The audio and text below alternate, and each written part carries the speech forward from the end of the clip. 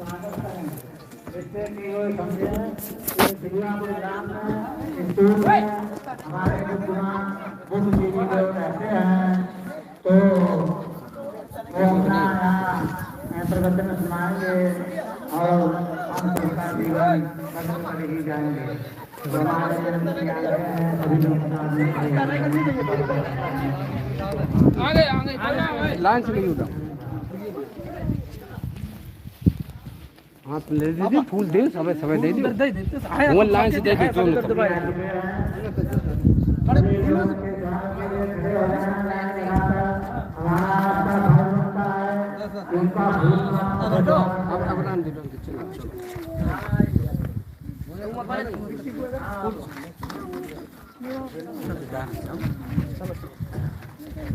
धीरे धीरे धीरे धीरे हमारे काफी स्वागत हो रहा है। वीडियो कैमरा बनना है, आप लोगों के साथ में चलेंगे, आपका वीडियो कैमरा बन जाएगा और उनका देखो किस तरीके से काफी स्वागत हो रहा है।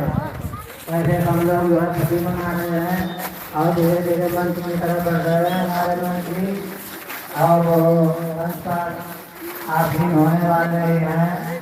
ऐसा स्वागत काफी स्वागत हमारे मंत्री का हो रहा है। तो इसी तरीके से हम सबका ये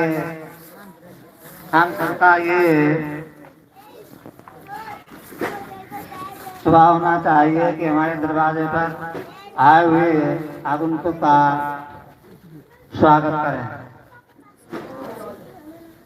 सतनाम साहेब हमारे मंत्री की तरफ से सभी लोगों को सतनाम साहब। सतनाम बहुत बड़ी चीज है, छोटी मोटी हस्ती नहीं है।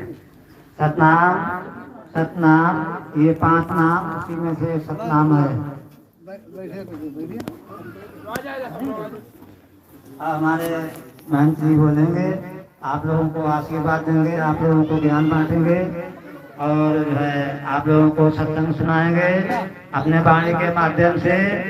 और वो जो भी इस मंच पर बोले उसको ग्रहण करने की कोशिश करना, क्योंकि ये समय बहुत अमूल्य है। बैठने कह दो, बोल दो सब लोग बैठ जाए। बैठ जाओ आप सभी मेरे बुजुर्गों से, भाइयों से, मेरे दादाओं से, मेरी माताओं और बहनों से, बच्चों बच्चियों से गुजारिश है कि आप कृपा करके लाइन लगाकर बैठ जाएं, तो ये हमारी व्यवस्था जो है शोभायमान होगी और अच्छी लगेगी और हमारे आए हुए आगंतुक को भी अच्छा लगेगा कि यहाँ के लोग समझदार हैं। इसलिए लाइन लगाकर बैठे हमारे बच्चे भी, हमारी माताएं बहनें भी और हमारे बड़े बुजुर्ग भी।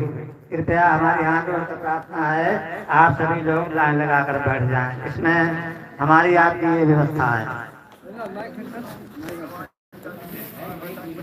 माइक साइड कर दो वहीं। अब माइक में कोई गड़बड़ी नहीं होनी चाहिए। अभी तो गड़बड़ी हो रही है। अब आपको अमृत वचन सुनने को मिलेंगे। ये भगवान के भेजे हुए रहस्यमय दूत होते हैं कहने के लिए, हमारे आपका जीवन कृतार्थ और धन्य करने के लिए। ये हमें आपको वो बात बताएंगे जो हमारे जीवन में काम आएगी और हमारा आपका जन्म मरण से छुटकारा भी हो सकता है यदि इनकी बात मान ली तो। क्योंकि जो भी महापुरुष आते हैं वो अच्छी बात बताते हैं और सबको मालूम है कि जन्मत मरत दुसई दुख हुई, तो जन्मने मरने में बहुत पीड़ा अनाप शनाप होती है। तो इस जन्म मरण से छुटकारा पाने के लिए ऐसे हमारे महापुरुष आए हुए हैं। तो इनकी वाणी को आप बड़े प्रेम से, बड़े सद्विचार से, कहीं मन को इधर उधर भागने न दें, काम काज में, कहीं खेती दुकान दफ्तर में, क्योंकि ये समय अमूल्य है। बार बार कहा गया है कि ये घड़ी आदि में पुण्याद और स्वामी संग साधु की हरे कोट अपराध। तो ये इनकी वाणी से कही हुई बात आपके दिलों में उतर जाए तो बहुत ही अच्छी बात होगी। आप लोगों का जीवन बदल जाएगा, आप लोग शाकाहारी हो जाएंगे, आप लोग अच्छे रास्ते पर चलेंगे, आप लोग छल कपट धोखाधड़ी चोरी चमारी बेईमानी झूठ छल कपट अन्याय अत्याचार से दूर हो जाएंगे। तो यही तो मनुष्य जीवन का अर्थ है। सारी बुराइयां छोड़ दो, जितनी भी आपके पास बुराइयां हो ये सब ले लेंगे आपकी, मगर सब बुराइयों के बदले में एक अच्छाई से ले लेना तो आपका जीवन धन्य हो जाएगा।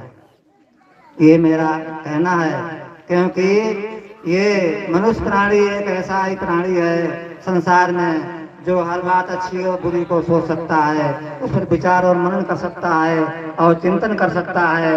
इसलिए ये हमारे महंत जी बहुत ही दूर से आए हुए हैं, इनका समय बेकार न जाने दें और इनको ऐसा एहसास न होने दें जिससे कि हम सिलवापुर में गए थे और वहाँ पर जो है जाकर के हमने अपनी बात कही और मेरी बात पर किसी ने ध्यान नहीं दिया।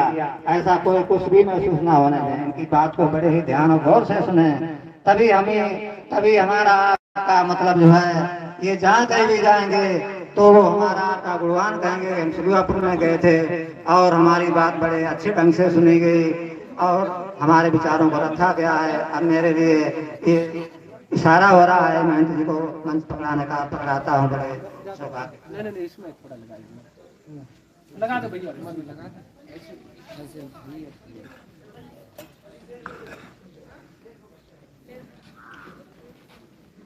साहिब बनी सतनाम। तो आज आपके गांव में परमात्मा के मूल ज्ञान का सत्संग आयोजित किया गया है। बहुत बड़े भाग होते हैं उन जीवों के जो अपने पूरे जीवन में एक बार भी इस मूल ज्ञान को सुन पाते हैं, और उससे भी बड़े भाग होते हैं उन लोगों के जो इस मूल ज्ञान को सुन के समझ पाते हैं। क्योंकि सुनते तो लाखों हैं, लेकिन समझना सबके बस की बात नहीं होती। सुनते तो लाखों हैं, लेकिन कोई बिरला ही जान पाता है कि सामने महात्मा जी कह रहे हैं। इसीलिए साहिब ने कहा, लाखन में कोई समझ ना पई है और कोटि मध्य जानेंगे, कहे कबीर सुनो भाई साधो, हमें बिरले हंस पहचानेंगे। तो आज वो ज्ञान जिसको कोई बिरला ही समझ सकता है, वो ज्ञान यहां खोला जाएगा।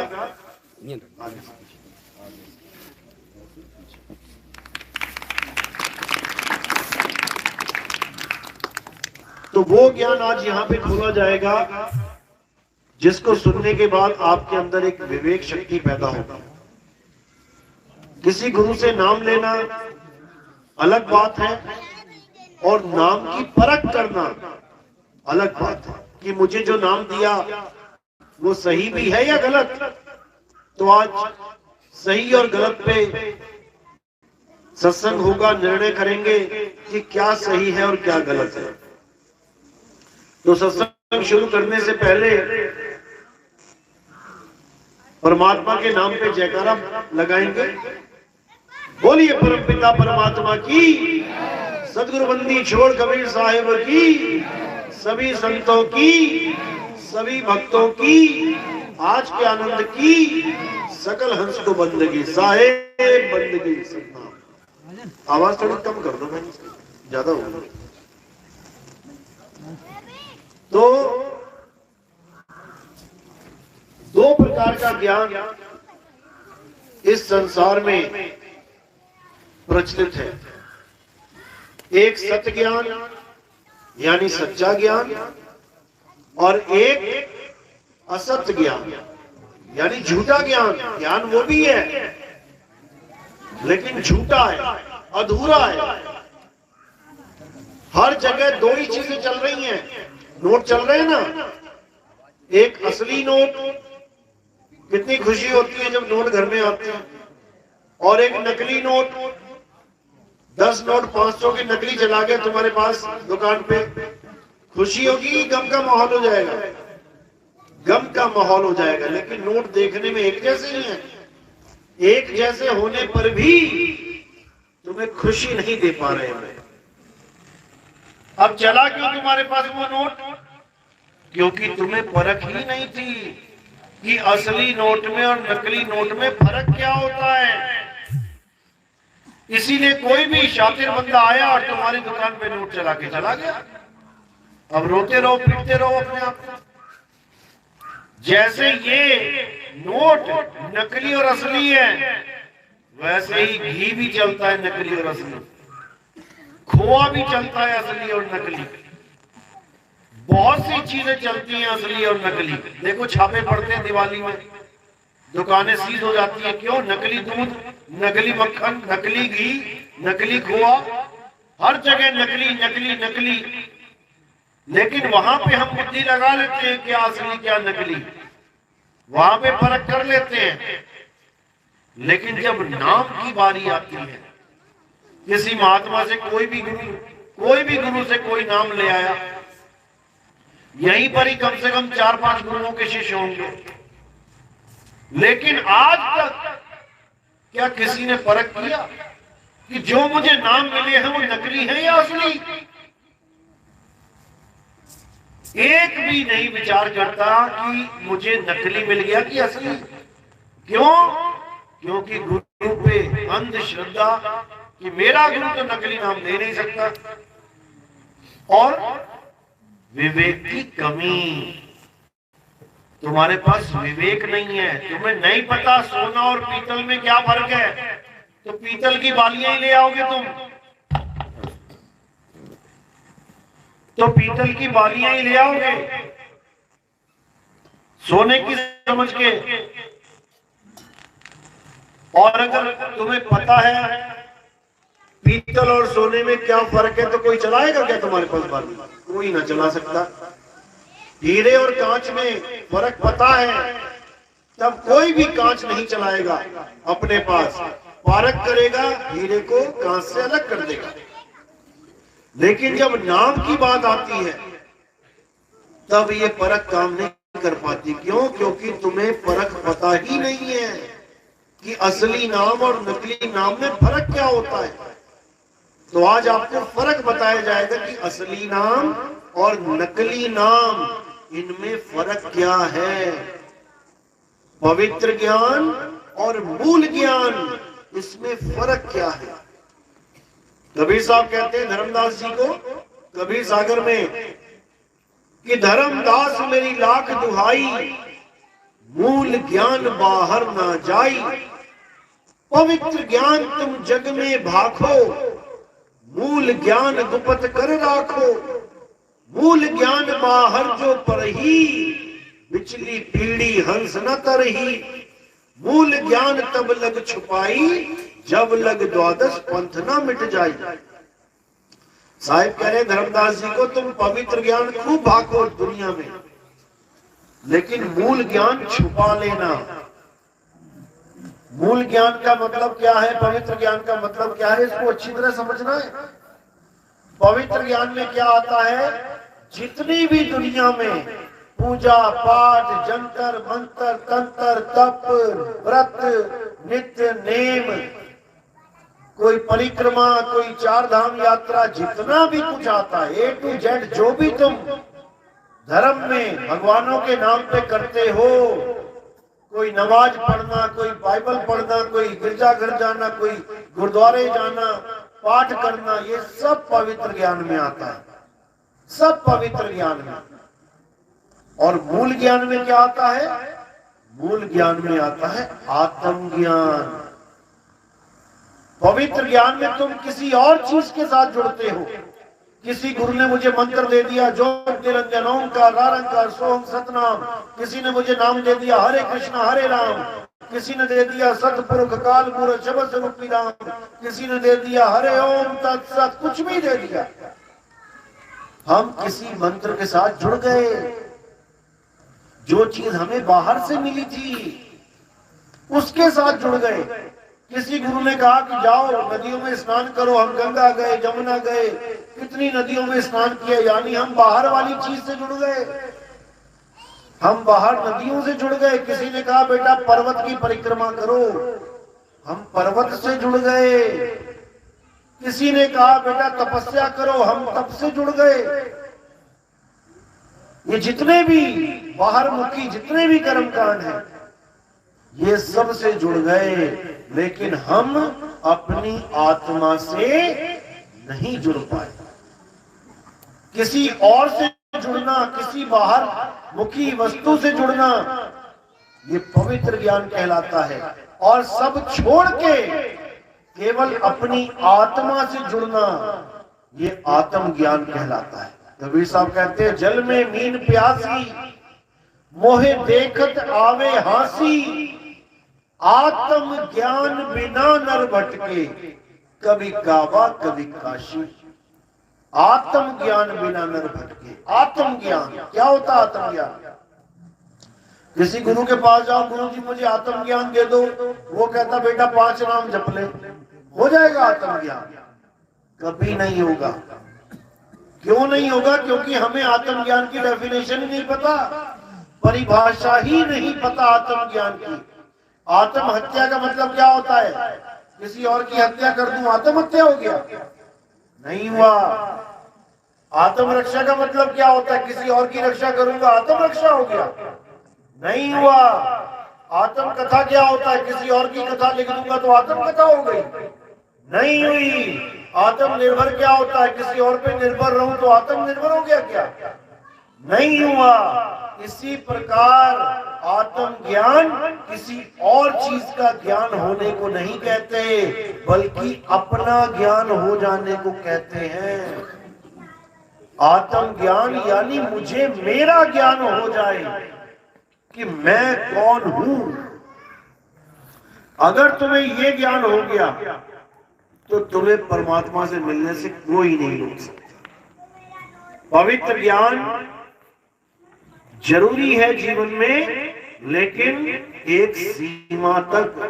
मंदिर जाना जरूरी है, एक सीमा तक।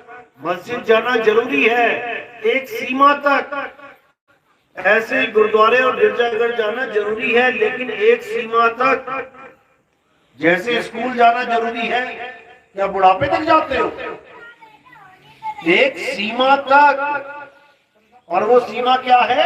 ज्ञान समझ में आ गया, चल मेरे भाई स्कूल क्लासें पूरी हो गई, अब चलो नौकरी करेंगे जाके। स्कूल में तो तनख्वाह नहीं मिली आज तक किसी को, स्कूल में केवल ज्ञान मिलता है।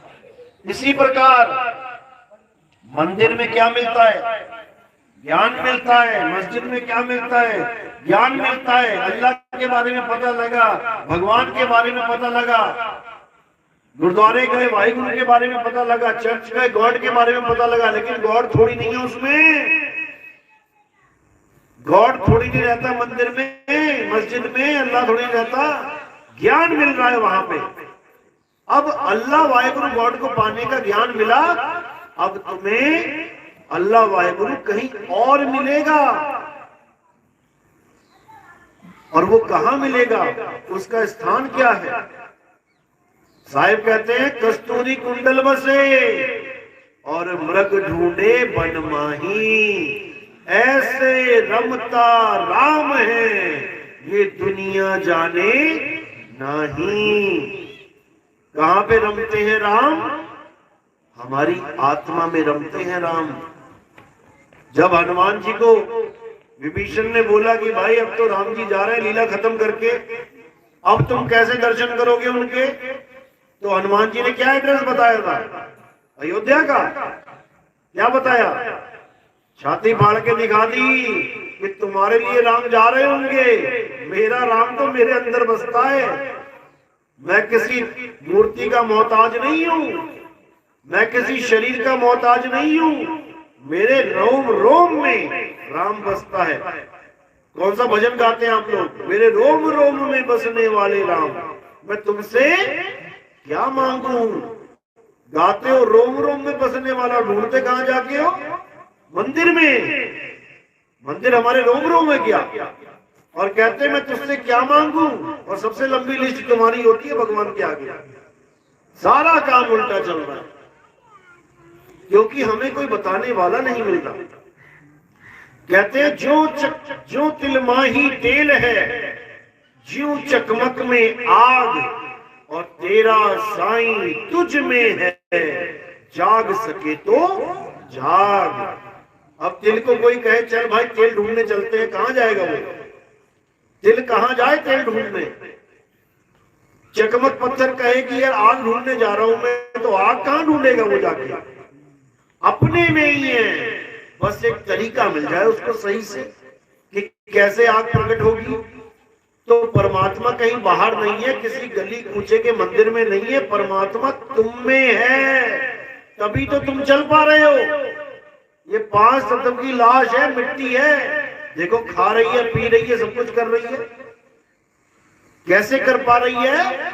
उस आत्मा की वजह से, और उस आत्मा में ही परमात्मा का वास है। जब लगना चीनोगे आत्म, तब लगना मिली है परमात्म। आत्म चीने परमात्म चीने, संत कहावे सोए, और यह भेद काया से बाहर बूझे बिरला को। ये भेद काया से न्यारा है। अब लोग जिन गुरुओं की शरण में चले जाते हैं, वो गुरु क्या बता देते हैं? ये दोहे सुना सुना के कि परमात्मा तुम्हारे शरीर के अंदर है। कोई कहता है त्रिकुटी में है, यहां देखो एक ज्योत जल रही है, यही परमात्मा है।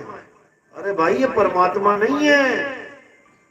वाणी क्या कह रही है? मन तू ज्योत स्वरूप है, अपना मूल पछाण। ये ज्योत स्वरूपी कौन है? यही मन है, तुम्हारा मन। काल भगवान, ज्योति निरंजन, इसी ने सारी दुनिया को उलझा रखा है। इसी के लिए साहिब कहते हैं, ये मन करत जहां ठकुराई, सो नैनन पिछवाड़ा है। आंखों के पीछे इंगला पिंगला सुषमना में ये मन बैठा है तुम्हारा रास्ता रोक के। और जो भी साधक इंगला पिंगला सुषमना से होता हुआ जाता है, ये आगे नहीं जाने देता उसको, ये वहीं रोक लेगा। इतना प्रकाश पैदा कर देगा, इतना प्रकाश पैदा करेगा जैसे लाखों करोड़ों सूर्य चमक गए, और साधक को लगेगा क्या बात है, यही है भगवान। बस यहीं अटक जाता है जीव। जैसे रात में किसी खरगोश के आगे 1000 वाट का बल्ब जला देना, टॉर्च वाला, वहीं बैठ जाएगा, छुप के आगे नहीं जा सकता, वो वहीं रुक जाएगा, क्योंकि आगे रास्ता ही नहीं दिखेगा उसको। तुम्हारी आंखों में रात को कोई एकदम टॉर्च मार दे, तुम भी ना चल पाओगे एक कदम, तुम भी एकदम, अरे भाई टॉर्च हटाओ, आगे का रास्ता ही बंद हो जाता है। इसी प्रकार इंगला पिंगला सुषमना में जितने भी लोग ध्यान लगा के बैठे हैं, सावधान हो जाएं, मैं सावधान करने ही आया हूं।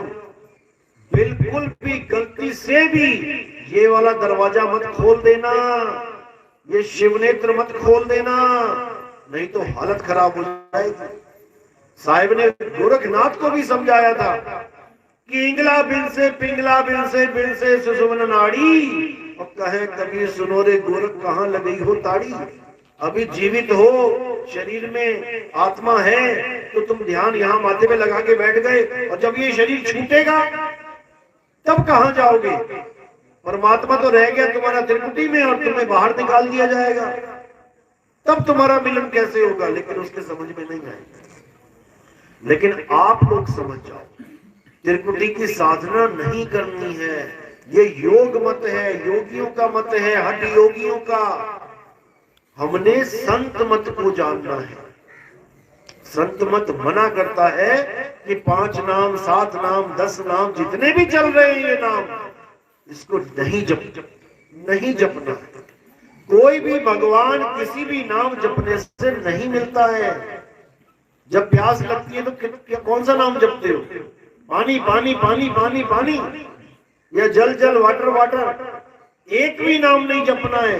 प्यास लगी है, बस देखो पानी पड़ा कहाँ है, उठाओ और पियो, क्योंकि पानी कोई मंत्र नहीं है, पानी एक वस्तु है।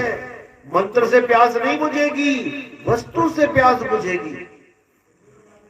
इसी प्रकार ठंड लगती है तो क्या मत जपते हो? आग आग आग, गर्मी लग जाएगी उससे? नहीं लगेगी। मिर्ची खा ली गलती से तो क्या करोगे? शक्कर शक्कर, चीनी चीनी, खानी पड़ेगी चीनी। इसी प्रकार अगर राम चाहिए, अल्लाह चाहिए, वाहिगुरु चाहिए, गॉड चाहिए, तो उसके नाम नहीं जपने हैं कि राम वाले कर रहे हैं राम राम राम राम, अल्लाह वाले कर रहे हैं अल्लाह अल्लाह अल्लाह। अरे ये तो अक्षर है, ये तो अक्षर है। कब बने ये अक्षर? जब इंसान ने पढ़ना लिखना बनाया तब बने ये अक्षर। जब पहली बार इंसान इस दुनिया में आया तो आदि मानव के रूप में आया, जानवरों की तरह रहता था, बिना कपड़ों के, 5 तत्वों में था, लेकिन फिर भी केवल 4 तत्वों का ज्ञान था, आकाश का, हवा का, धरती का और पानी का। आकाश के नीचे रहता था, हवा को सांस में लेता था, पानी को पीता था, धरती पे रहता था। 5वां तत्व का ज्ञान नहीं था उसे। कौन सा 5वां तत्व है? अग्नि। अभी उसे अग्नि का ज्ञान नहीं है। अग्नि एक खोज है। कैसे हुई थी ये खोज? माचिस की तिल्ली बनाई थी उसने। कैसे हुई थी? पत्थर से। अब जो आदमी पत्थर से आग लगा रहा है, सोचो वो बोलता क्या होगा? कौन से भगवान, कौन से राम जी, कौन से हनुमान जी को याद करता होगा वो? कौन से अल्लाह वाहिगुरु को याद करता होगा वो? जिसको इतना भी नहीं पता कि खाना पकाना कैसे है, वो क्या किसी भगवान को याद करेगा? यानी वहां पर अक्षर थे ही नहीं, तो वो मैसेज कैसे देता था अपना? चित्रों के सहारे। पत्थरों पे, बड़े बड़े पत्थरों पे चित्र बनाता था। आज भी पुरानी से पुरानी गुफाएं जाके देखो, उस पे कोई शेर बना है, कोई सांड बना है। क्यों बने हैं वो? क्योंकि जो भी उस एरिया में दिखाई देता था कोई जानवर, उसका चित्र बना के संकेत दिया जाता था दूसरों को कि बेटा ऐसी चीज घूम रही है, यहाँ पे होशियार रहना। तुम आज भी किसी जंगल को क्रॉस करो तो वहां पर जानवरों की फोटो बना दी जाती है। जहां पर हाथी है वहां हाथी बना दिया जाएगा, क्योंकि अगर नहीं भी पढ़ता लिखता बंदा है तो देख तो लेगा ना हाथी है। अगर किसी झील में या किसी तालाब में मगरमच्छ है तो वहां पर बोर्ड लगा दिया जाता है कि भैया मगरमच्छ है, छलांग मत मार देना, नहीं तो आखिरी छलांग होगी वो तुम्हारी। समझाने के लिए चित्र लगाए जाते हैं। लेकिन अक्षर तब भी नहीं था। ना तो ये काखा गागा थी, ना ABCD, ना उड़ा एड़ा, ना अलिफ बे ते पे। तो ये भगवानों के नाम कहां थे? कहां थे ये नाम? जब पत्थर से पत्थर टकराया तो अग्नि की खोज हुई। धीरे धीरे धीरे धीरे बुद्धि विकसित हुई। धीरे धीरे जितने मुंह से अक्षर बोले जा सकते थे बोले गए, उनको लिखा गया, उनको एक डायग्राम दिया गया, उनको चित्र बनाया गया, वर्ग बनाए गए। का वर्ग, टा वर्ग पढ़ाए ना बचपन में, का खा गा गा, चा चा चा चा, ये वर्ग होते हैं। ये सारे वर्ग बना के 52 अक्षर पूरे कर दिए गए। उसके बाद ये नहीं कि केवल एक ही 52 अक्षर सबने समझ लिए। ये केवल हिंदुस्तान की बात बता रहा हूं मैं। अमेरिका वाले 52 भी ना बना पाए। वहां पे कितने चलते हैं? 26। और चाइना में कितने चलते हैं वो नहीं पता होगा। ऐसे ही ताइवान में, इटालियन में, फ्रेंच में, जर्मन में, स्पेनिश में, पता नहीं कितनी भाषाएं बना के कौन बैठ गया? यही इंसान। अपनी अपनी भाषाएं बना के, अपने अपने अक्षर बना के, उसके बाद चालू हो गया नाम रखना।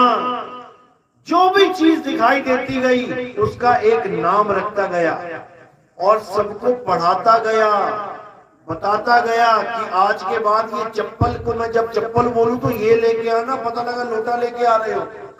सबको समझा दिया गया चप्पल मतलब ये, लोटा मतलब ये, ग्लास मतलब ये। आदि मानव ऐसे पढ़े आगे जाके, तो हमारे बच्चे कैसे पढ़ते हैं? कहां से? कबूतर ही आदि मानव ही है। इसको भी पढ़ाया जा रहा है फोटो के साथ लगा के। अगर फोटो ना हो किताबों में और केवल पहाड़े की तरह 2 दूनी 4 2 चौके 8 ये पढ़ा दिया जाए, का से कबूतर, खा से खरगोश, गा से गमला, और फोटो ना दिखाई जाए, तो तुम्हारे बस की बात नहीं है कि उससे तुम कुछ मंगा लो घर पे, क्योंकि वो रट के आ जाएगा। लेकिन उसे यही नहीं पता कबूतर क्या होता, खरगोश क्या होता, क्योंकि देखा ही नहीं। इसलिए उसकी एक फोटो रख दी गई साथ में कि बेटा कहां से कबूतर, तो यही कबूतर है, और जहां तक तेरी भाषा चलेगी यही कबूतर रहेगा, कौवा नहीं बन जाएगा। लेकिन जब तुम जाओगे अमेरिका में तो तुम कहोगे कबूतर, हो गए कौन सा कबूतर? It is sparrow. वहां पर नाम ही बदल गया। तुम कहोगे कौवा, वो कहेगा क्रो। तुम कहोगे हाथी, वो कहेगा एलिफेंट। तुम कहोगे शेर, वो कहेगा लॉइन। तो तुम कहोगे राम, वो कहेगा अल्लाह। तुम कहोगे वाहिगुरु, वो कहेगा गॉड। अब झगड़ा मच जाएगा। क्यों? उसमें क्यों नहीं मचा, इसमें क्यों मचेगा? क्योंकि इसमें तुम्हारे पास फोटो भी है। तुम कहोगे कौवा, साथ में फोटो दिखाओगे, ओ इट्स अ क्रो, झगड़ा खत्म। तुम कहोगे पानी, वो कहेगा ओ वाटर, इट्स ओके, झगड़ा खत्म, क्योंकि उसको हम देख सकते हैं। तुम कहोगे फूल, वो कहेगा फ्लावर, झगड़ा खत्म। अब तुम कहोगे राम, वो कहेगा गॉड। ना तुम राम को जानते हो, ना वो गॉड को जानता है, झगड़ा शुरू। अब झगड़ा शुरू होगा कि ना ना ना, तेरा वाला छोटा, मेरा वाला बड़ा। वो कभी ये नहीं कहेगा तेरा वाला कौवा छोटा, मेरा वाला क्रो बड़ा। इसमें कभी झगड़ा नहीं होगा। लेकिन हमें वस्तु का ज्ञान नहीं है, इसलिए हम उसके नामों में उलझ जाते हैं। जैसी जिसकी बुद्धि, जैसा जिसका विवेक, उसने उसी प्रकार से परमात्मा के नाम रख दिए और उसके बाद इन नामों को जपना शुरू कर दिया उस परमात्मा को पाने के लिए। कोई बात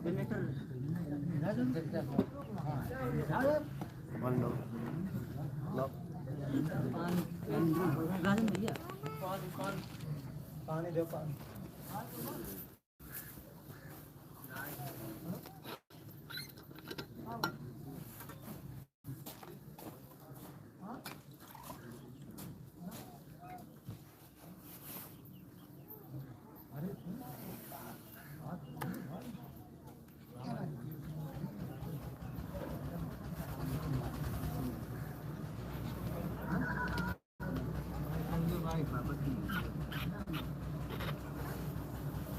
हेलो,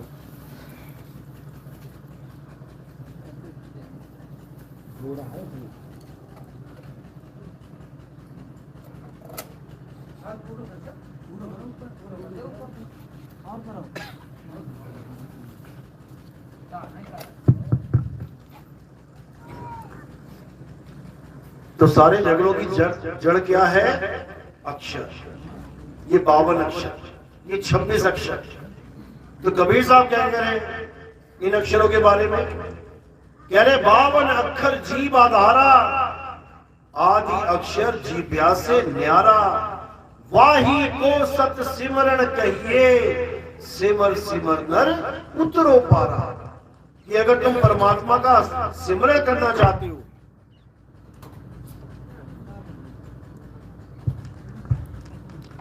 कि अगर तुम परमात्मा का सिमरण करना चाहते हो तो तुम 52 अक्षर को समझ जाओ। क्या है 52 अक्षर? तुम सिमरन और जाप में फर्क समझ जाओ। हमें सिमरन के नाम पे जाप करवाया जा रहा है और साहिब कहते हैं मोह को कहां ढूंढे रे बंदे, मैं तो तेरे पास में, ना मैं जप में, ना मैं तप में, ना एकांत निवास में, खोजी होए तुरंत मिल जाऊं एक पल की तलाश में। और कहे कबीर सुनो भाई साधो, मैं तो हूं विश्वास में। वो कहते हैं अगर तुमने सिमरण करना है तो पहले ये समझ लो कि इन मंत्रों को छोड़ो, ये जप तप व्रत छोड़ो। क्या फर्क है इन दोनों में, इसको समझ लो। सिमरन का मतलब होता है स्मरण, स्मरण से ही सिमरन बना है।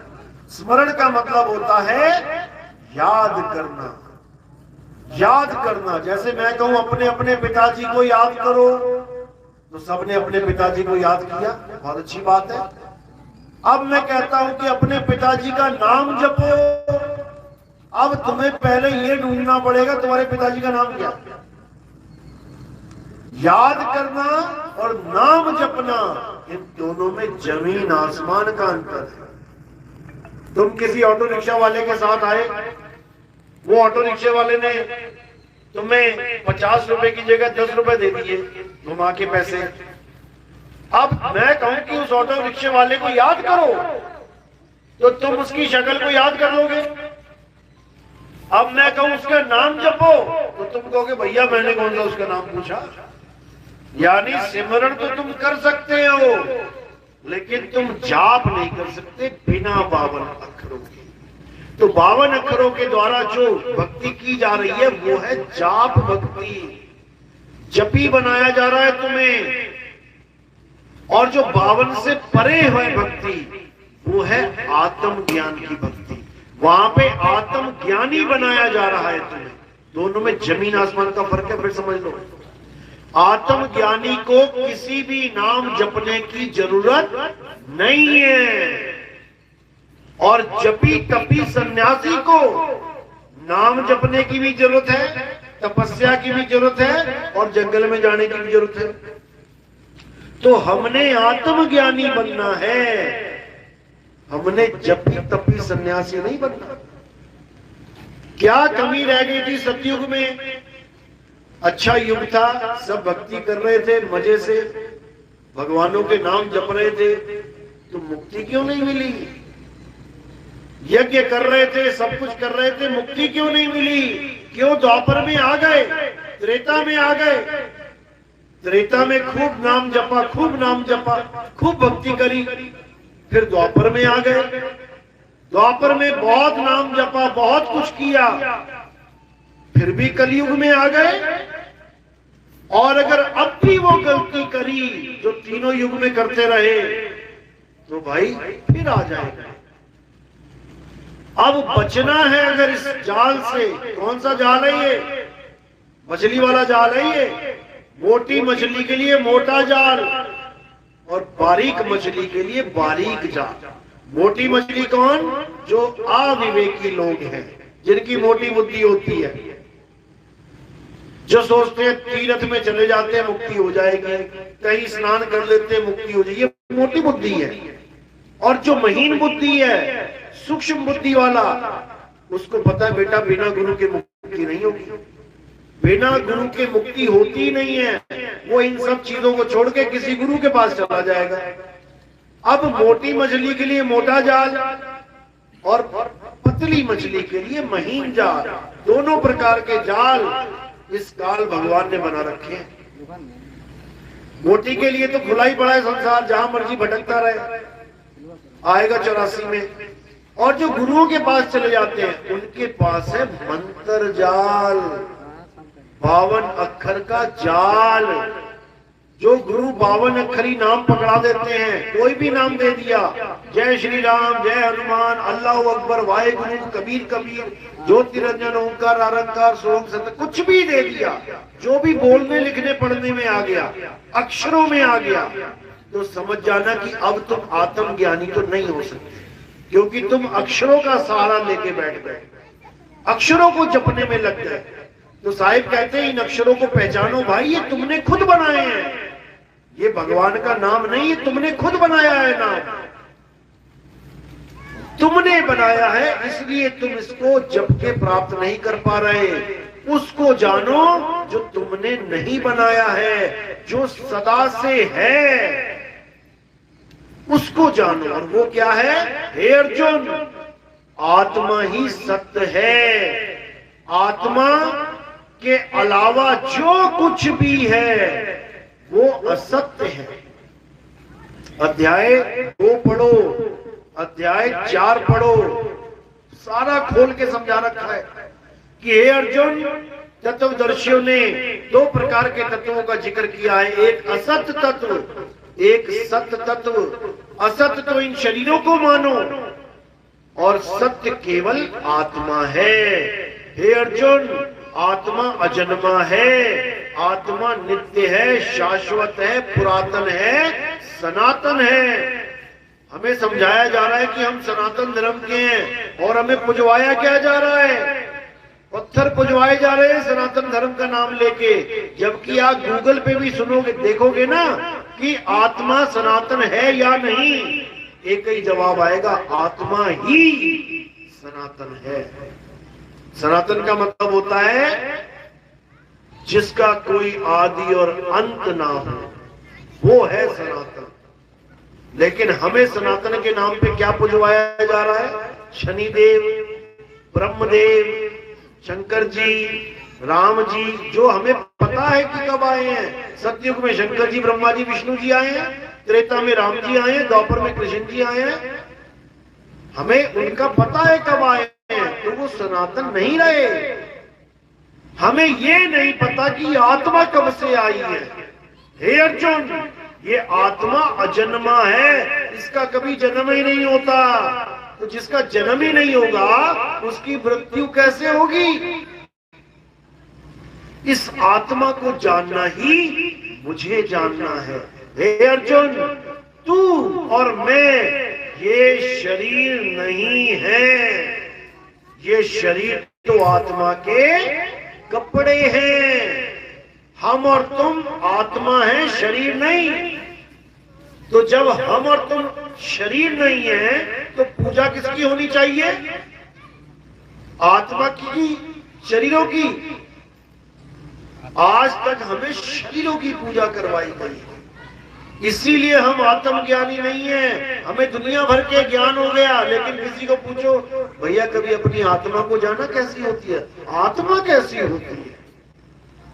आत्मा क्या होती है सबके पास, किसके पास नहीं है आत्मा? है कोई ऐसा जिसके पास आत्मा नहीं है? वस्तु तुम्हारे पास है, लेकिन तुम्हें वस्तु का ज्ञान ही नहीं है, क्योंकि तुम अपने आप को शरीर मान बैठे हो। तुम अपने आप को आदमी और औरत मान बैठे हो। आदमी कितने? हाथ खड़े करो जरा, जो आदमी है करो एक बार हाथ खड़े, ये आदमी है। औरतें हाथ खड़ी करो, ये औरतें हैं। अब समझो, आदमी और औरत में फर्क समझ लो आज अच्छी तरह। 5 तत्वों से शरीर बना है, पता है ना? 5 तत्व का शरीर है। हवा, अग्नि, वायु, जल, धरती, आकाश। अब इन 5 तत्वों में बताओ कि आकाश आदमी है या औरत? लेडीज है कि जेंट्स है? चलो आकाश को छोड़ो, नहीं पता। हवा लेडीज है कि जेंट्स है?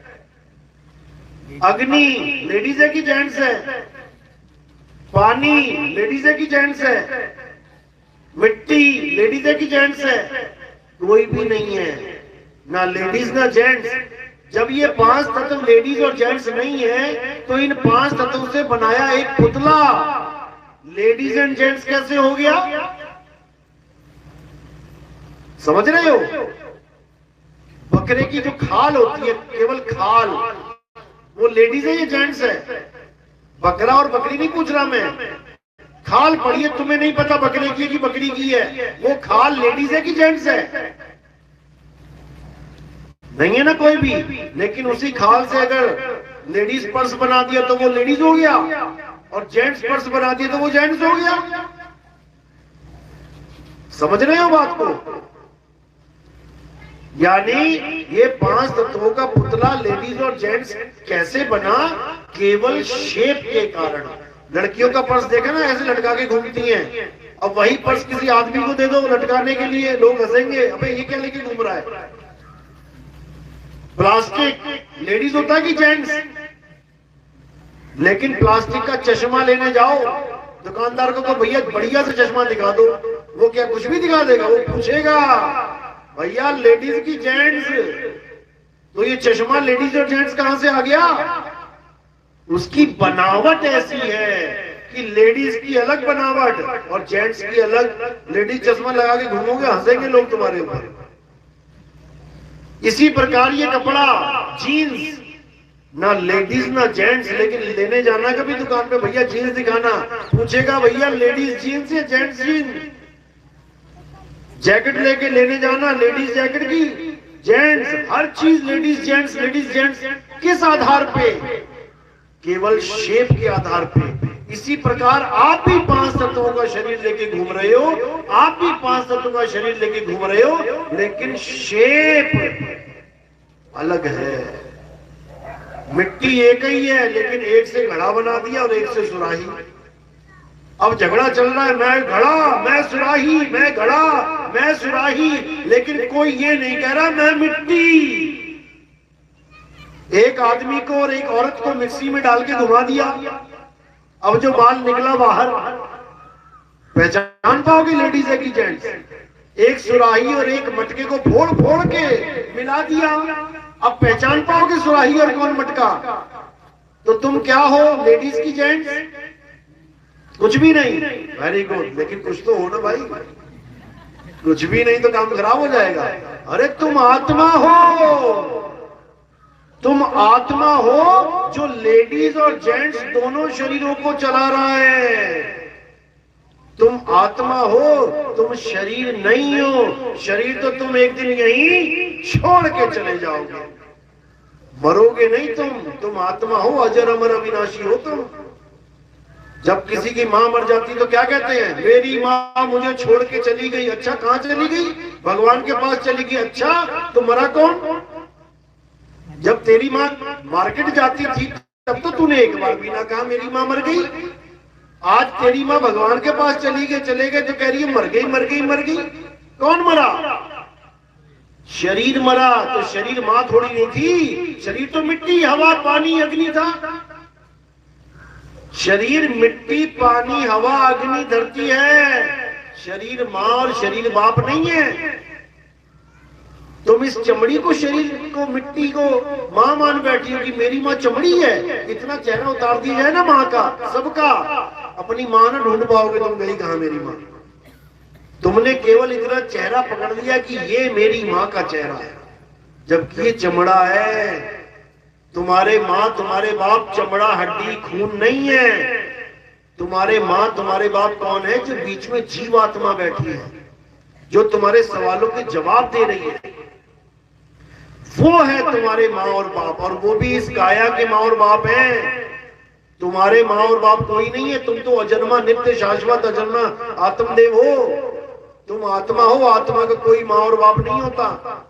शरीरों के मां और बाप होते हैं। शरीर ही शरीर के मां बाप है। इसीलिए शक्लें मिलती हैं। शक्ल देखते गए तो तेरा लड़का ये, तेरे से शक्ल मिल रही है, क्योंकि सांचा ही वैसा है। लेकिन आत्मा का कोई मां और बाप नहीं है। तो जब हम शरीर नहीं है, हम मिट्टी के पुतले नहीं है, हम मिट्टी के पुतले को छोड़ देंगे एक दिन, तो राम जी कौन है? शरीर में आदमी की औरत। राम जी लेडीज है कि जेंट्स है? आत्मा है, ना लेडीज ना जेंट्स। कृष्ण जी क्या है? लेडीज की जेंट्स?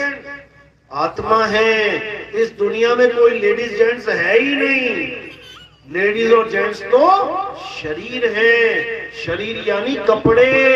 हे अर्जुन, हम और तुम कपड़े नहीं हैं, हम और तुम शरीर नहीं है। शरीर के मारे जाने पर भी आत्मा कभी नहीं मरती।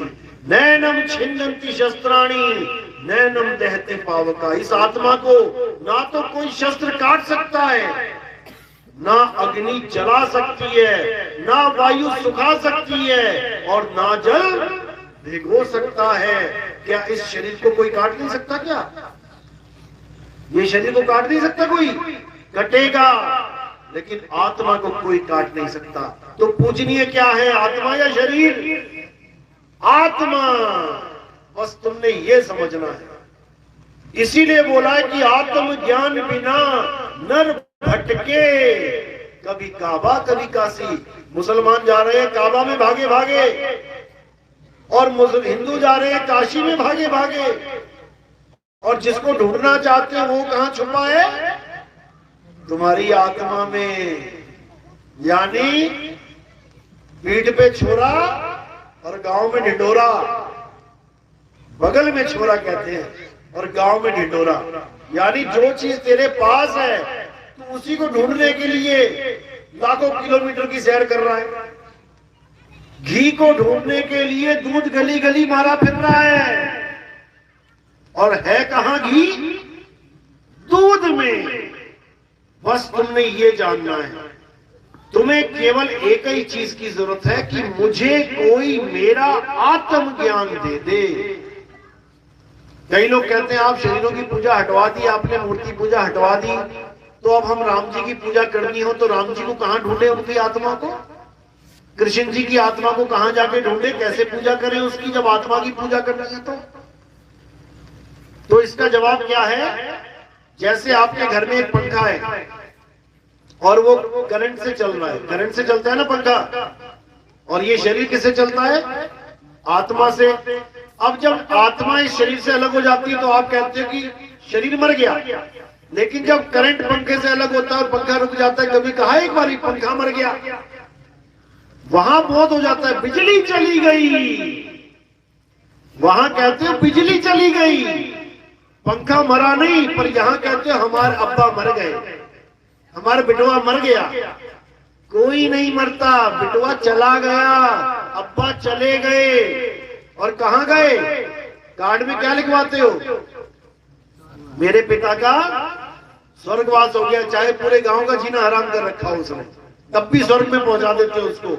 भारत एक ऐसा देश है जहां पे आज तक कभी नरकवास हुआ ही नहीं किसी का। नहीं तो दिखा देना कार्ड मुझे कहां लिखा है, किसके पिताजी का कार्ड है जो नरकवासी गया हो। भले सारी उम्र दारू पी पी के माँ को पीटता हो, पड़ोसी को गालियां देता हो, भगवानों को गालियां देता हो, लेकिन भैया वो भी स्वर्गवास जाएगा। इतना सस्ता ठेका उठा दिया स्वर्ग का कि क्या बताया जाए। और उठाया भी किसने? इन्हीं ब्राह्मणों ने। गरुड़ पुराण का पाठ करने आते हैं, पता भी है ये दुनिया का एक नंबर का चोर आदमी है जो मरा है, लेकिन उसको भी एक बार नहीं कहता कि ये नरक में जाएगा, उसको भी कहेगा बेटा स्वर्गवास हुआ तेरे पिताजी का, क्योंकि पता है दक्षिणा यही मिलेगी। तो इस प्रकार हमें अंधकार में रखा जा रहा है। किसी का स्वर्गवास नहीं होता, यही आते लक्के खाते हो, किसी का स्वर्गवास नहीं होता, सब धक्के खाते हुए यही आते हैं, क्योंकि तुम वो कार्य कर ही नहीं पा रहे हो जिससे तुम्हारी मुक्ति हो जाए, गति हो जाए। मुक्ति होगी अपनी आत्मा के ज्ञान से। जैसे तुम्हारे कमरे में एक पंखा लगा है, उसमें करंट है, पड़ोसियों के यहाँ भी पंखा लगा है, उसमें करंट है, दिल्ली में भी पंखा लगा है, उसके करंट है, अमेरिका में, जर्मनी में, जापान में, हर जगह पंखे लगे हैं जिसमें करंट है। अब तुम्हें करंट को जानने के लिए जो सब पंखों को चला रहा है, उस करंट को जानने के लिए क्या तुम्हें पड़ोसी के घर पे जाना पड़ेगा, या दिल्ली जाना पड़ेगा, या अमेरिका, लंदन, इंग्लैंड जाना पड़ेगा? तो कैसे पता लगेगा? करंट की पूजा कैसे करोगे? अपने ही पंखे में उंगली लगा के देख लेना जहां पे कनेक्शन जुड़ा होगा, यहीं पे दीदार हो जाएगा करंट का। जैसा दीदार यहां होगा वैसा ही अमेरिका में होगा। वहां के पंखे को भी हाथ लगा लेना करंट को, वहां पर भी सेम झटका मिलेगा। यानी जो यहाँ वो वहां, कहीं जाने की जरूरत नहीं है, करंट सब में है। तुम्हें स्पेशल राम जी वाले पंखे का करंट ढूंढने की जरूरत नहीं है कि राम जी का करंट कहाँ है, वो तुम्हारे पास भी है। सब घट मेरा साइया, सुनी सेज न कोय, और बलिहारी वा घट की, जिस घट प्रगट होए। तुम्हारा परमात्मा तुम्हारी आत्मा में छुपा है, और बलिहार जाते हैं उस घट पे जो अपनी आत्मा को प्राप्त करता है। हे अर्जुन, अध्याय 3 पढ़ो, 14, 15, 16 श्लोक। हे अर्जुन, इस दुनिया में बहुत से प्रकार के यज्ञ, जप, तीर्थ, व्रत, मूरत, बहुत प्रकार की भक्तियां हैं, बहुत प्रकार के साधन हैं भगवान को खुश करने के। अगर ये कोई नहीं करता तो वो पापी है। किंतु अध्याय 3 17वां श्लोक, इंटरनेट पे सर्च कर लेना, अध्याय 3 17वां श्लोक। किंतु जो अपनी आत्मा में रमण करते हैं, जो अपनी आत्मा में तृप्त हैं, जो अपनी आत्मा में संतुष्ट हैं, उनके लिए कोई धार्मिक कर्म कर्तव्य लागू ही नहीं होता। उसे किसी मंदिर में जाने की जरूरत नहीं है, उसे किसी मस्जिद में जाने की जरूरत नहीं है, उसे कुछ करने की जरूरत नहीं है, कोई पूजा पाठ व्रत कुछ नहीं। केवल वो एक आत्म ज्ञानी गुरु के पास जाके अपनी आत्मा का ज्ञान प्राप्त कर ले। अध्याय 4 34वां श्लोक। हे अर्जुन, ये जो ज्ञान तुझे मैं समझा रहा हूं आत्मा का, इस ज्ञान को प्राप्त करने के लिए तू किसी संत की शरण में जा, जो तुझे सत्य ज्ञान से परिचित करवाएगा। एक बार सत्य का ज्ञान हो जाने के बाद तुम कभी असत्य को प्राप्त नहीं करोगे। यानी जिसने आज तक करंट का धक्का नहीं खाया, झटका नहीं खाया, है कोई ऐसा बंदा जिसको आज तक करंट नहीं लगा? हाथ खड़ा करो। सारे धक्के खा के बैठे हैं। अरे कोई एक तो हो जिसे करंट नहीं लगा, एक भी नहीं है, सारे अनुभवी बंदे बैठे हैं यहाँ पे। अब जिसने कभी करंट को हाथ लगाया ही नहीं, झटका लगा ही नहीं, उसके आगे तुम 100 बार बोलते रहो करंट झटका मारता है, करंट बड़ा खतरनाक है, वो सुन तो लेगा लेकिन उसको पता नहीं चलेगा ये बात किसकी कर रहा है, कैसा होता है वो झटका। और जिसने खाया है वो कहेगा अरे बाप रे, एक बार मुझे भी लगा था। इसी प्रकार आत्मा और शरीर, इन दोनों के झटके अलग हैं। शरीर का झटका, जैसे किसी ने घूसा मारा तो झटका लगा, ये शरीर का झटका है। और जब आत्मा का झटका लगता है तब दोनों झटकों में फर्क समझ आ जाता है। पंखे को हाथ लगाना और करंट को हाथ लगाना क्या एक है? एक नहीं है, ये दोनों ताकत अलग अलग हैं।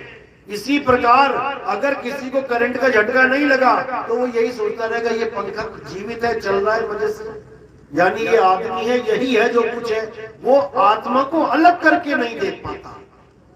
ज्ञानी पुरुष पंखे को चलता देख के विवेक के द्वारा उसको अलग कर लेता है कि पंखा चल रहा है इसका मतलब लाइट आ रही है, और पंखा नहीं चल रहा इसका मतलब लाइट नहीं आ रही है, बिजली नहीं आ रही है।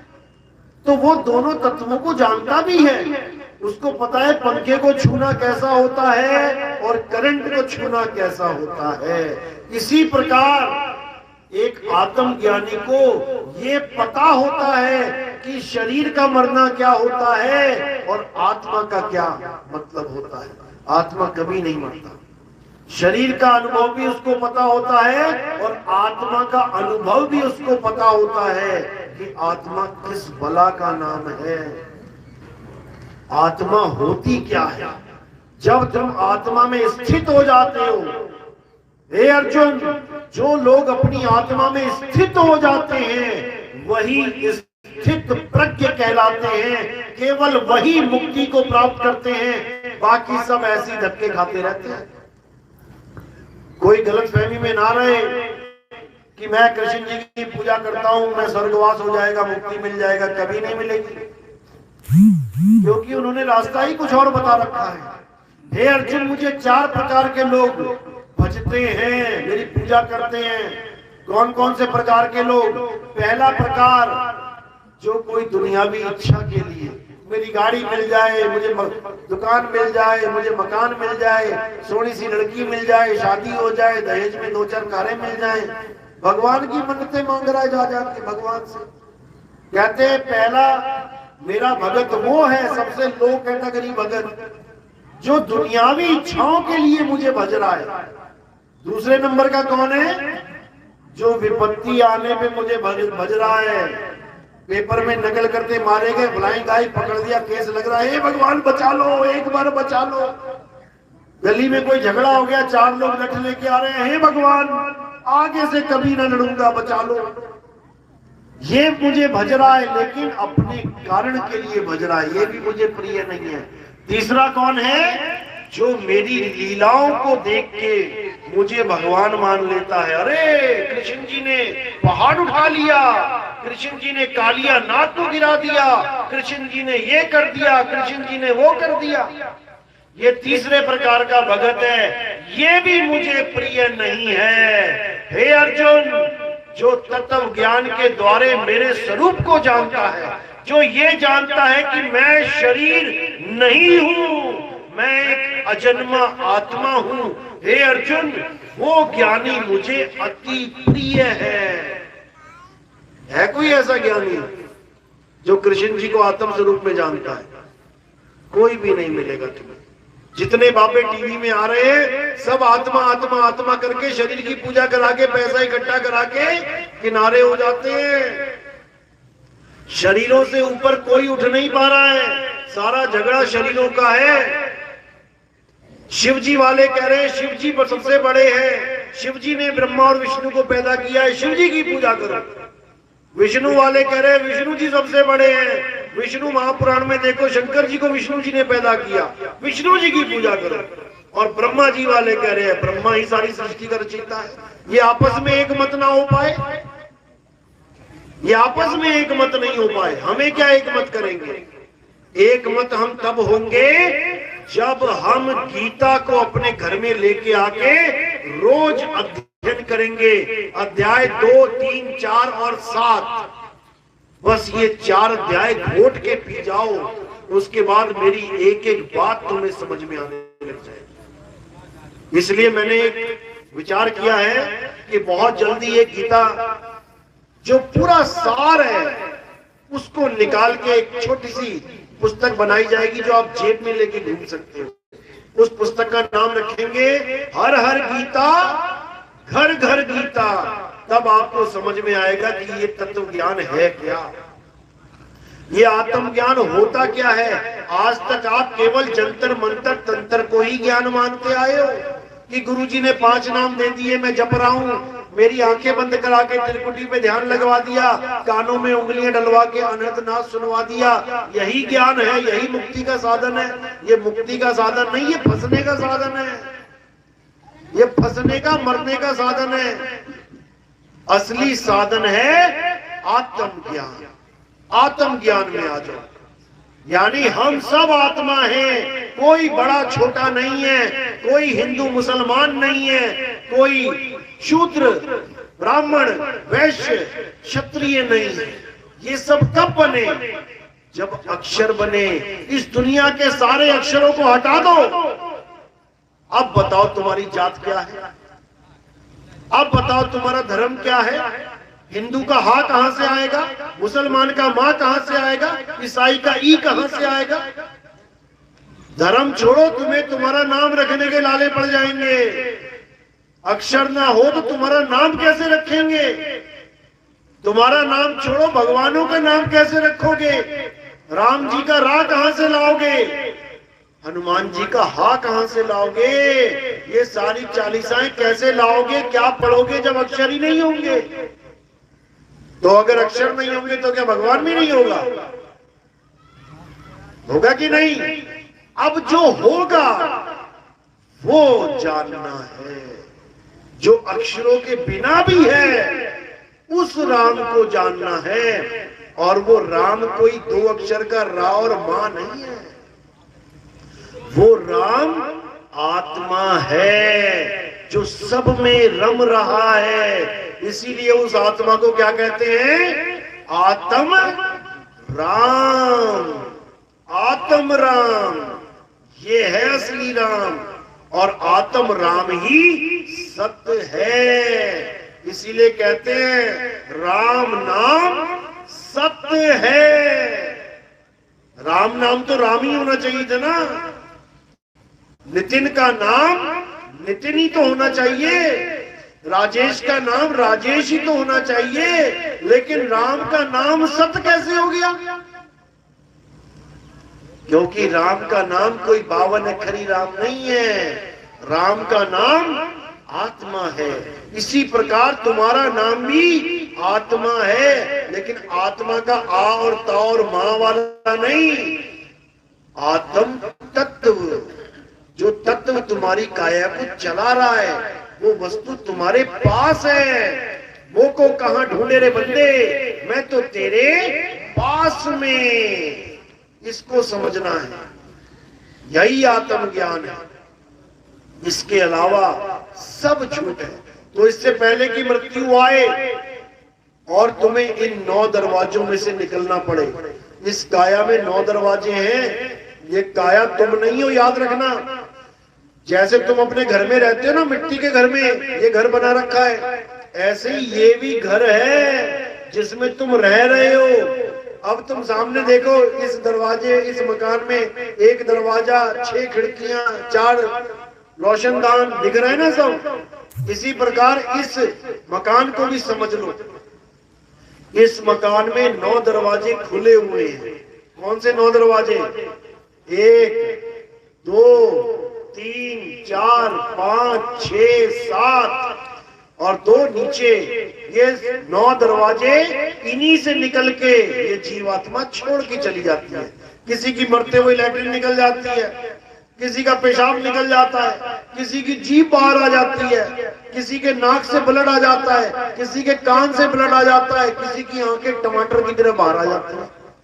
यानी ये जीवात्मा इस शरीर को कहां से छोड़ के गई है? इन 9 दरवाजों में से। जो भी 9 दरवाजों में से निकल गया, मुंह खुला रह गया, मर गया, ये सब 84 में चले गए। ये सब कीड़े मकोड़े, कुत्ता बिल्ली हाथी घोड़ा इसी में चले गए। शरीर को छोड़ने का भी सही तरीका होता है, जो एक आत्मज्ञानी गुरु बताता है कि बेटा जब शरीर को छोड़ना होगा तो क्या करना है, ये समझ लेना है।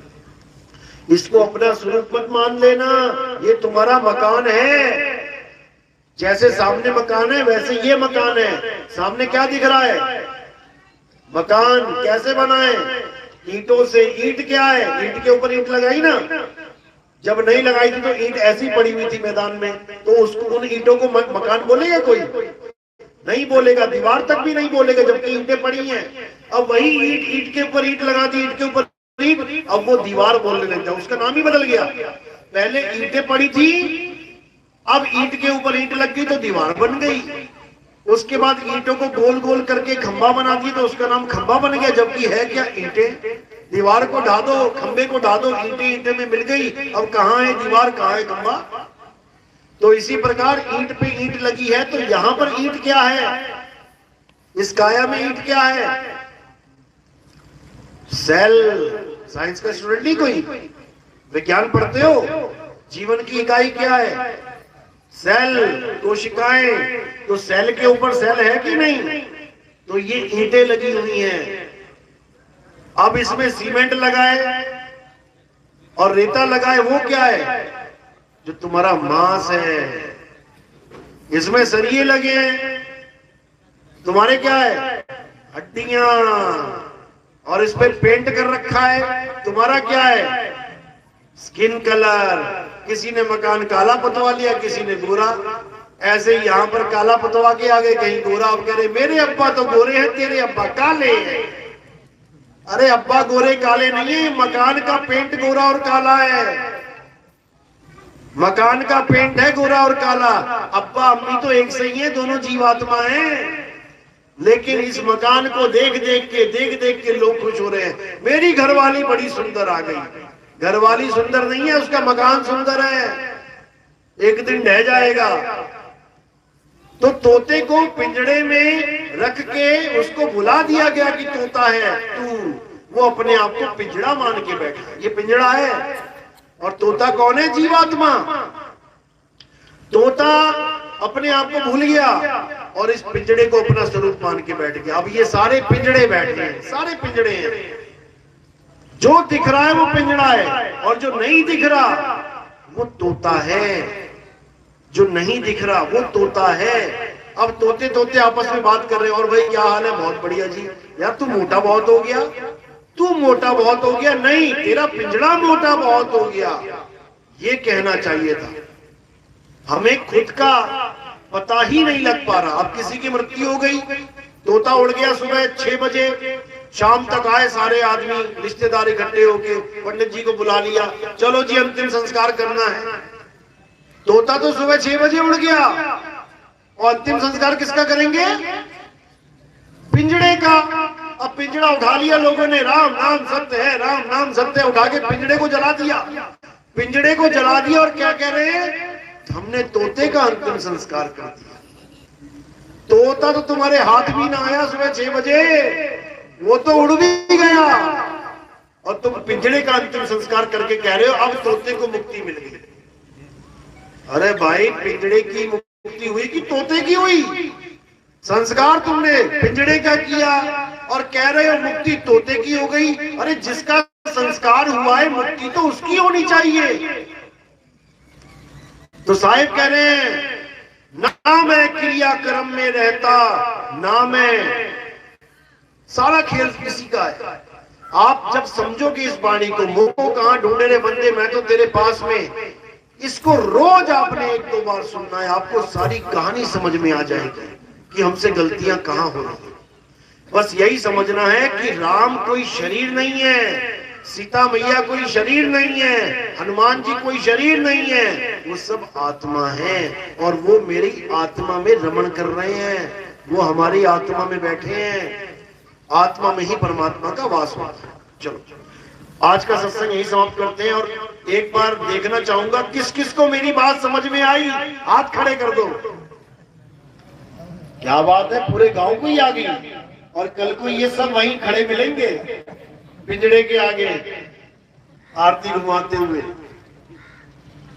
ठीक है, अच्छी बात है। जब तक आत्मज्ञान ना समझ में आए, आत्मज्ञानी गुरु ना मिले, तब तक ये भी बहुत अच्छी बात है कि you are on the right track. तुम्हें एक रास्ता मिला हुआ है और तुम उस रास्ते पे जाओगे। तुम रास्ते से विचलित नहीं हो रहे हो।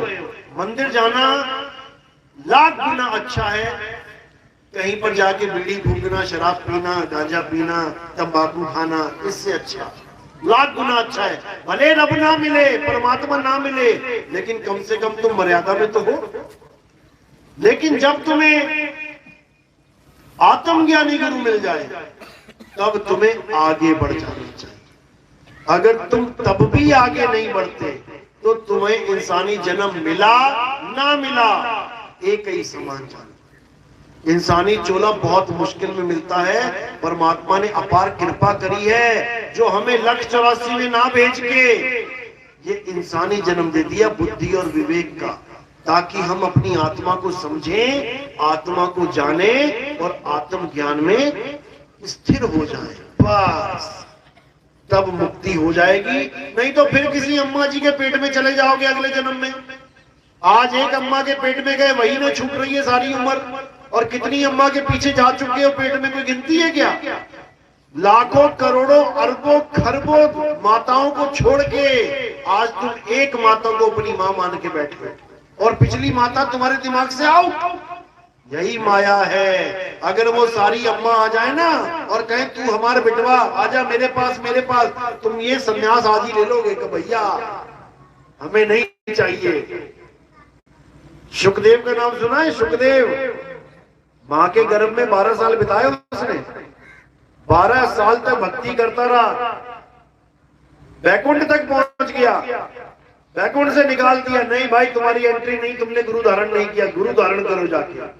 केवल गुरु धारण करके ही यहां तक पहुंचा जा सकता है।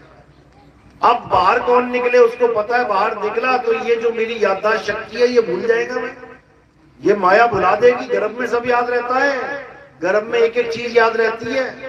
गर्भ में यही अरदास करता है, हे भगवान एक बार बाहर निकाल दे, एक बार बाहर निकाल दे, सारी उम्र तेरी भक्ति करूंगा। और बाहर निकलते ही ठंडी ठंडी हवा लगती है तो हवा ही हो जाता है सारा ज्ञान। तो 12 साल मां के गर्भ में बैठा रहा कि मैं निकलूंगा ही नहीं। तो कहते हैं ब्रह्मा विष्णु महेश जी प्रकट हुए और कहते सुखदेव तेरे कारण तेरी मां का बुरा हाल है, चल बाहर निकल। वो कहता तुम केवल एक पल के लिए अपनी माया रोक दो, ये त्रिगुणी माया रोक दो, बस एक पल के लिए, मैं तब निकलूंगा।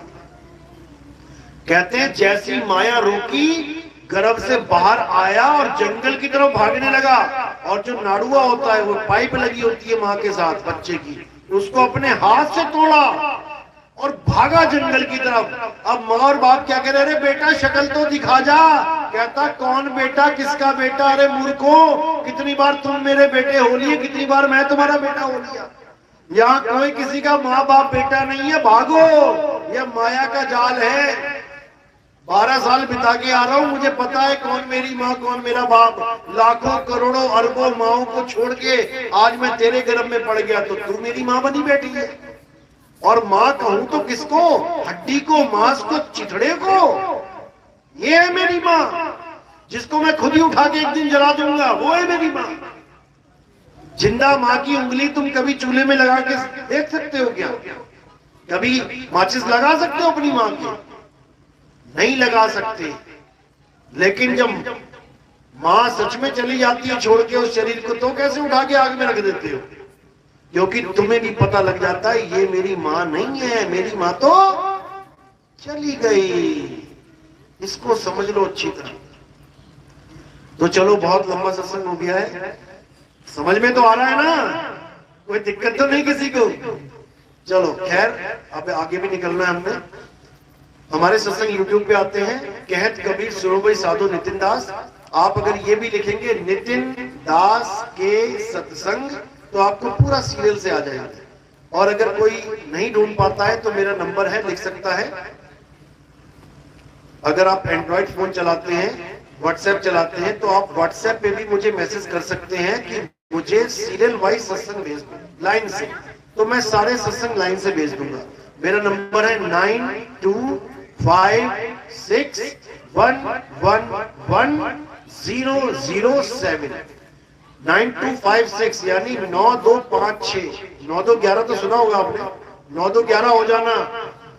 तो मैं यहाँ पे 9211 करवाने आया हूँ सबको, लेकिन 9211 को तोड़ दिया है। 9256 5 और 6 11 9211 यहाँ से हो जाना है। यानी इस काल के लोग से, मृत्यु के लोग से 9211 भाग जाना है यहाँ से, दोबारा किसी माँ के गर्भ में नहीं आना। उसके बाद 111 यानी एक पति, एक पिता और एक ही परमात्मा होता है, 111। उसके बाद 007 शून्य यानी कि काया शून्य, और शून्य यानी कि ब्रह्मांड शून्य, यानी जो पिंडे सो ब्रह्मंडे, जिन खोजा तिन पाया। खोजना किसको है? 7 यानी सत्य। तो नंबर है 9256111007। तो इसी के साथ मैं सत्संग समाप्त करता हूं, और आगे का जो प्रोग्राम आयोजित है वो आप बताएंगे। तो एक जयकारा लगाएंगे मालिक के नाम पे। बोलिए सतगुरु बंदी छोड़ सतगुरु सत्य कबीर साहिब की सदा ही जय हो। सतनाम साहिब बंद की। कोई नाम दीक्षा लेने वाले हैं जो बाहर से आए हैं? प्रथम दीक्षा हाथ खड़े करें। चलो आप वहीं चलना, घर पे मिलेंगे। घर पे दीक्षा करें वहीं पे। चलो तो ठीक है, अब आप देखो मंच में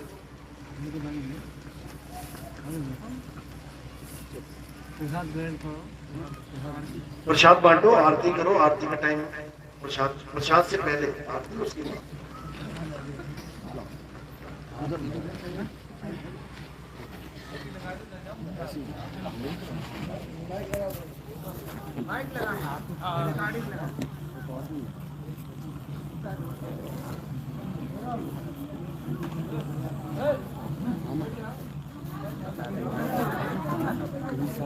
पता नहीं कौन लगा